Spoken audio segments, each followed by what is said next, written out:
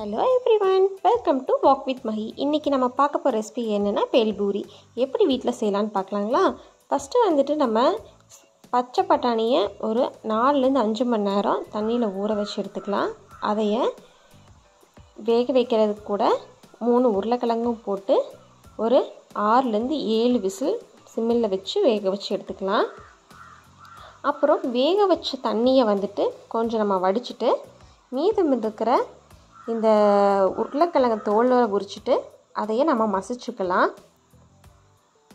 இது ஒரு பக்கம் இருக்கட்டும். இப்போ ஒரு மிக்ஸி ஜாரில் ஒரு தக்காளி, ஒரு துண்டு இஞ்சி, அது கூட ஒரு கட்டை பூண்டு, அப்புறம் ஒரு பெரிய வெங்காயம், இது அப்புறம் ஒரு 2 பச்சை மிளகாய் போட்டு அரைச்சி எடுத்துக்கலாங்க.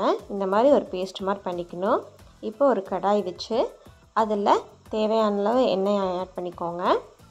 நம்ம அரைச்சி வச்சுருக்க விழுதை இதில் நம்ம ஆட் பண்ணிக்கணும். ஆட் பண்ணி நல்லா இதோட பச்சை வாசனை போக வரைக்கும் நல்லா நம்ம வதக்கிக்கணும்.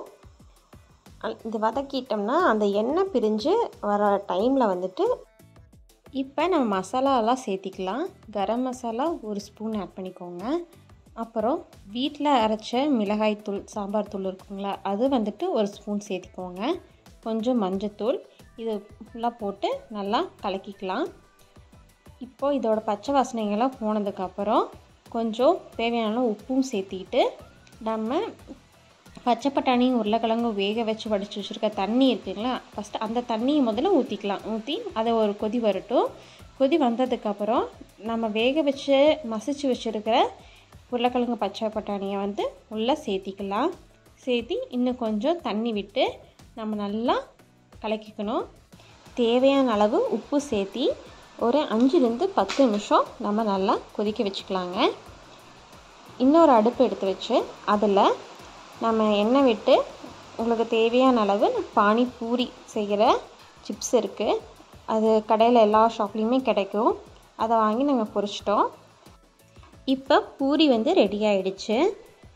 நம்ம பேல்பூரி செய்கிறதுக்கு முதல்ல பொரி நம்ம சேர்த்திக்கலாம். சேர்த்திட்டு நம்ம செஞ்சு வச்சுருக்க மசாலாவை ஊற்றிக்கலாங்க. அது கூட பெரிய வெங்காயம், கொஞ்சம் கேரட் துருவி வச்சுருக்கேன், அது கூட நம்ம கார்ன்ஃப்ளேக்ஸ் இருக்குங்களா, அது அப்புறம் பூரியும் சேர்த்திக்கலாம். இதெல்லாம் சேர்த்தி நம்ம நல்லா புரோட்டா கொத்துற மாதிரி நல்லா கொத்தி நல்லா மிக்ஸ் பண்ணி எடுத்துக்கலாம். இது செய்கிறதுக்கு ஒரு 20 மினிட்ஸ் தான் ஆகும்.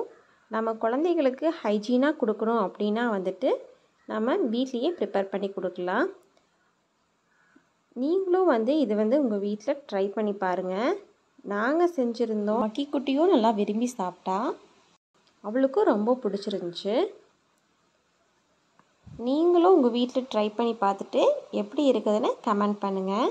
இது வரைக்கும் வாக் வித் மஹி சேனலில் சப்ஸ்கிரைப் பண்ணலாம், மறக்காமல் சப்ஸ்கிரைப் பண்ணுங்கள். நீங்கள் கொடுக்குற ஒவ்வொரு சப்ஸ்கிரிப்ஷனும் லைக்ஸும் எனக்கு மோட்டிவேஷனாக இருக்கும். தேங்க்யூ. தேங்க்ஸ் ஃபார் வாட்சிங்.